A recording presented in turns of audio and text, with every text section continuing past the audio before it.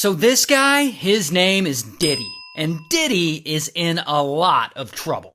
See, it's the 90s, and he works at a record label in New York City. But Diddy, he's got big dreams. He wants to build an empire, and maybe smash a little during the process. And one day, he's at this music industry party, hanging out, and everyone's drinking and chatting, and they start talking to this girl, Lisa, and to Lisa's friend.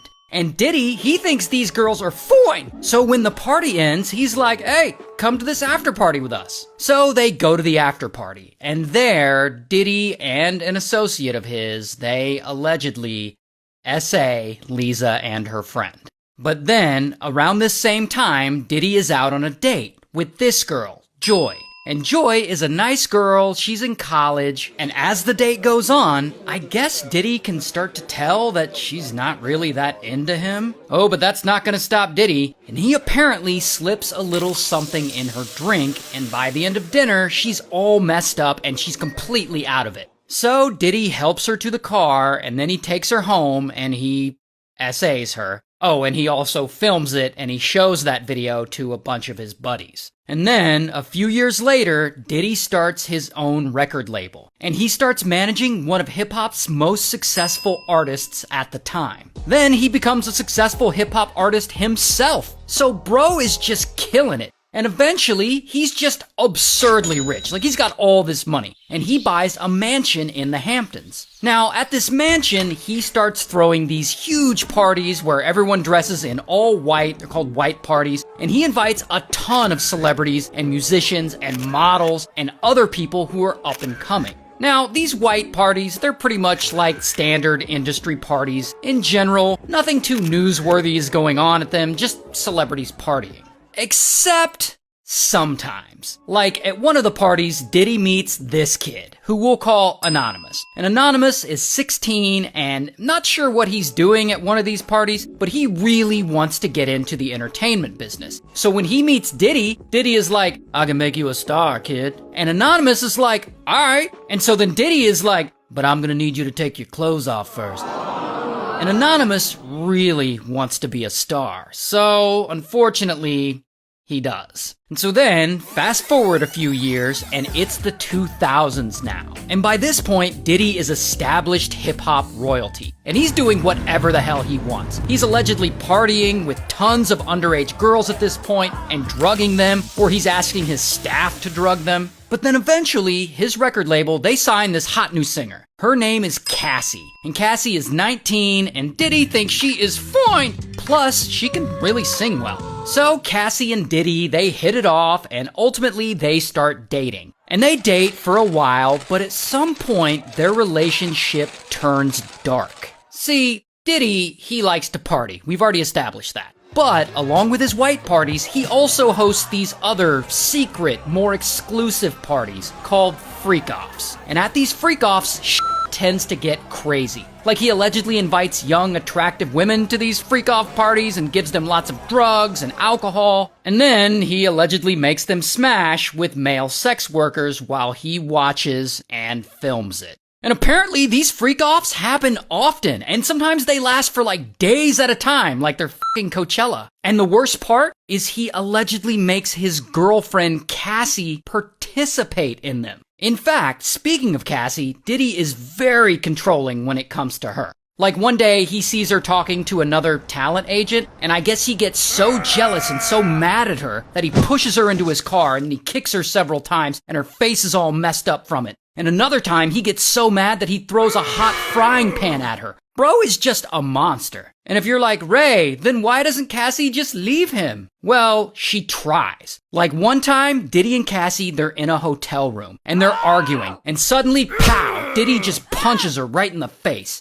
And later, he ends up passing out because I guess he's just wasted. And so he's passed out and Cassie's like, sweet, now's my chance to leave. And so she gets her suitcase and she steps out into the hall. And there's actually security footage from the hotel of her headed to the elevator. But then Diddy wakes up. And I guess he's naked, so he like grabs a towel and he runs out the door after her. And you can see him here, he's running down the hall. And so she's in the hall and she's waiting for the elevator and you can see Diddy walk up to her and suddenly, boom, Now, I can't show you this part because it is really, really violent, but I'll explain it to you. Diddy grabs her by the neck and he throws her to the ground and he kicks the shit out of her until she's unconscious and no longer moving. Like, it is brutal. There is no defending it. Now, the good thing is that eventually Cassie actually does break up with him. Allegedly, they go out to dinner and she breaks the news to him, and as you can imagine, this really pisses Diddy off. So, what does he do? He follows her home, he forces his way into her place, and then sadly, he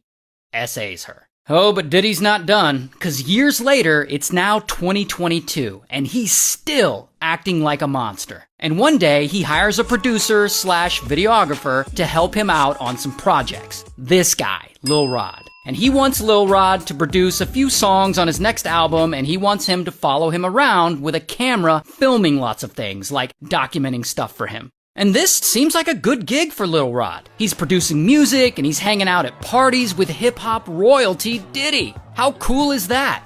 But, of course, like with all things Diddy, soon enough, things start to get really bad. Because eventually, Diddy has him filming things he's not so cool with. Like, Diddy's got him filming the drugging and SAing of minors. And of course, it's only a matter of time before Diddy sets his sights on Lil Rod himself. Because one night, they're all drinking and Lil Rod ends up with a spiked drink and he passes out kind of suddenly and he wakes up naked in Diddy's bed. And he doesn't remember the details of anything, but he does know that he didn't consent to any of this. And so, despite all these horrible things going on, it seems like everyone in Diddy's inner circle is either too afraid or too complicit to say or do anything about any of this. And he's just gonna keep doing all this and he's gonna keep getting away with this evil shit. Until... in 2022, New York State, where most of these crimes happened, they passed legislation called the Adult Survivors Act. The Adult Survivors Act allows victims of SA a 1-year window to sue, even if the statute of limitations had run out. Even if the SA happened way back in the 90s, victims could still sue for it during this 1-year window. And that changes everything. And so, kaboom, Cassie suddenly hits Diddy with a lawsuit, accusing him of abuse and SA. And one day, after she files the suit against him, he makes her a huge settlement offer and she accepts it. So they settle out of court for what I imagine is an astronomical amount of money. But then, about a week later, bam, Diddy is hit with another lawsuit by Joy. And the same day, pow, Lisa sues him for SAing her too. Then, Lil Rod sues him, and eventually, Anonymous sues him as well.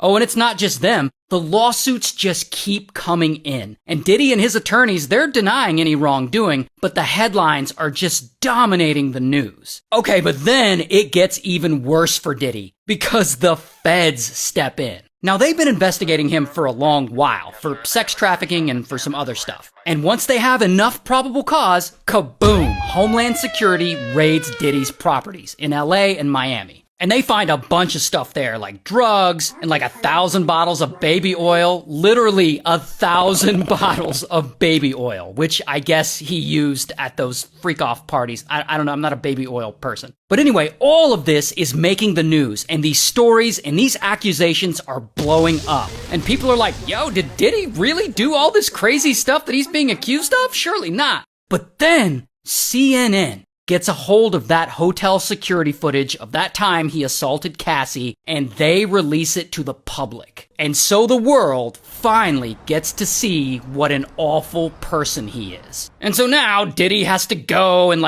post a video on his Instagram making this big apology. I'm not asking for forgiveness. I'm truly sorry. And while he does apologize for what he did to Cassie and he tries to get the public back on his side, it just doesn't work. Diddy is officially a meme, synonymous with sexual misconduct. And even if he did somehow get the public back on his side, it doesn't matter, because the feds are still very much investigating him. And so, boom, they finally arrest him. And he's charged with sex trafficking and racketeering and transportation to engage in prostitution? Jeez. Now, in this video, I only talked about a few of the accusations and a few of the lawsuits he's involved in, the major ones. But at this point, Diddy's been hit with literally dozens of other lawsuits involving SA and other things that I didn't even get a chance to talk about. And allegedly, there are as many as 120 more lawsuits coming. 120. And I couldn't possibly make a video long enough to cover all of these accusations. Like, I don't have the budget for that. So that being said, this video is only a fraction of what he's been accused of, and hopefully we'll cover more next year when he actually goes to trial.